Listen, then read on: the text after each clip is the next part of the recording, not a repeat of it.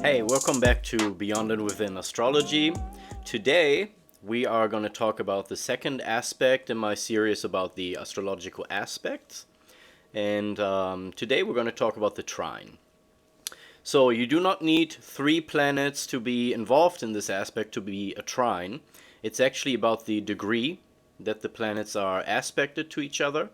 Last week we talked about the square, and so the square aspect is a 90-degree aspect on the chart between the planets with each other. You can also see if there's two houses or signs in between planets when you do the whole house system, that you can be pretty sure there can be a square there. Now for the trine, if there's three houses and signs in between the planets, then you can assume there could be a trine there. So it's a 120-degree aspect or angle that the planets are in. I want to talk about the meaning of the trine aspect and also the nature of it. You know, what archetype is it kind of like? So last week we talked about the square, and the square aspect has the nature of Mars. And today we are talking about the nature of Jupiter. With a trine, you have planets that have in their relationship the nature and archetype of Jupiter. Let's say we have Mars and Saturn in aspect. Two malefics, right? Two planets that generally can be troublesome and interpreted as, ooh, there could be problems there with these planets. But let's say those two planets are in a trine aspect. That means that the nature of Jupiter is in their relationship. So let's say we got Saturn up in Sagittarius, and then we go, like I said, 3 signs down. So we got Sagittarius, then we got Scorpio, then we got Libra, and then we have Virgo.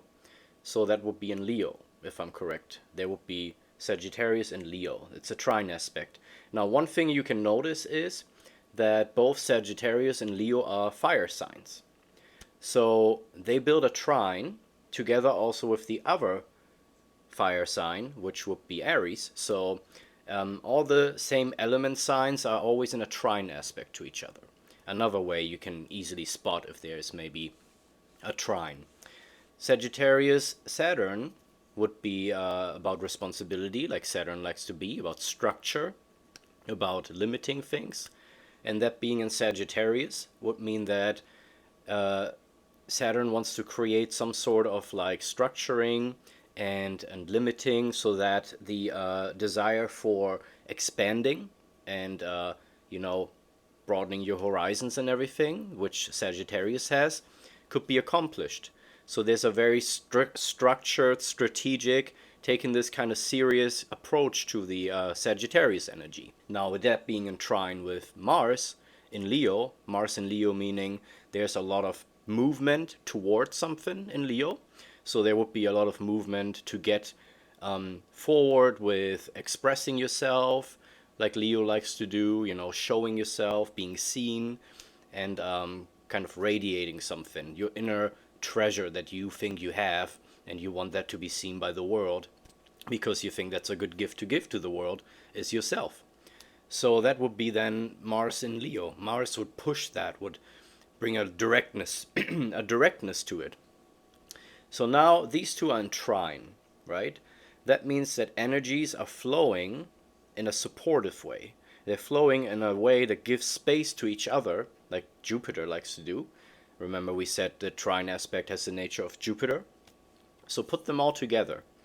The structuring of the desire to expand your horizons and give space, have new experiences and everything, and the pushing forward and directiveness and moving towards with a very direct approach toward expressing yourself and showing yourself, they worked in harmony together in the Jupiterian nature, and they support each other. The directness of Mars is supported and has harmony given to it by Saturn being structured and wanting to expand horizons. You basically connect whatever is happening in the one sign and the one place where the one planet is and the other planet directly with each other, and there's no hindrance, there's no obstacles, it just directly flows together. They're working together perfectly. Great.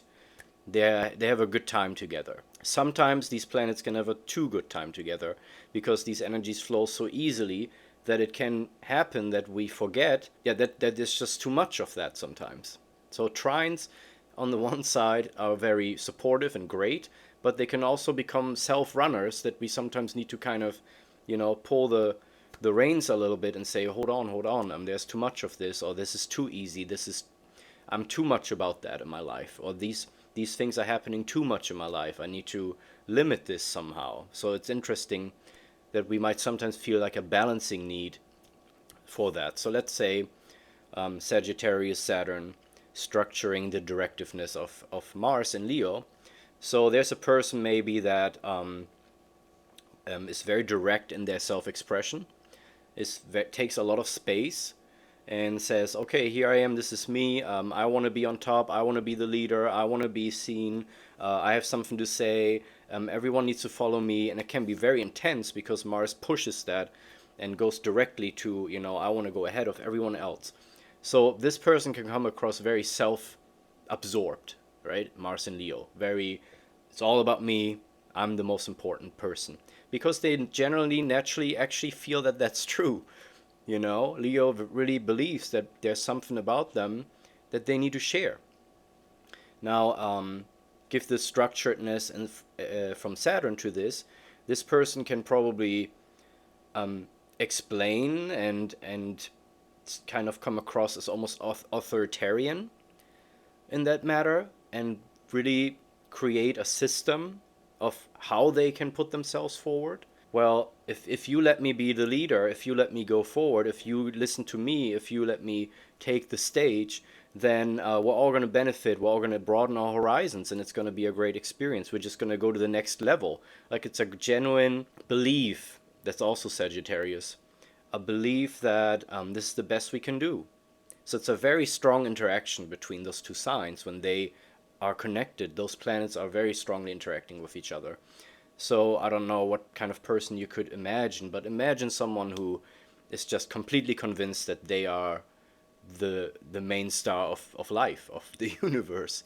And then, of course, when there's setbacks and everything, then the Saturn can really help this person to deal with these setbacks and learn from them and structure themselves better and actually learn from their mistakes. So it's actually a positive influence from Saturn toward Mars. And then also vice versa, the structuring in Sagittarius, when it's about going to the next level, experiencing new things, broadening your horizon, can get a lot of energy and directiveness from Mars, being in Leo, that this person really takes himself serious enough and important enough to take space in the world, to really make these experiences and structure themselves, plan things, choose what they want to do in life and what they want to actually experience.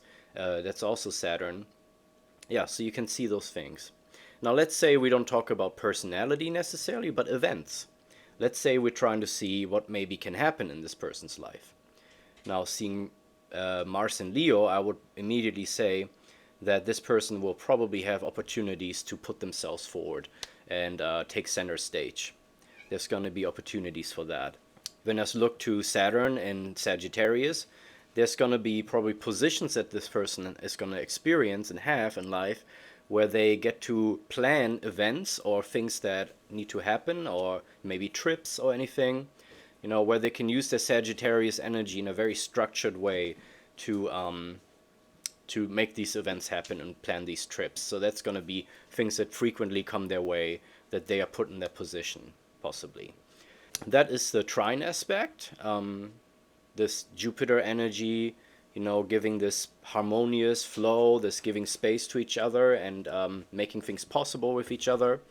And like always, leave comments in the bottom, in the comments. And thank you for watching. I hope you guys have a great day.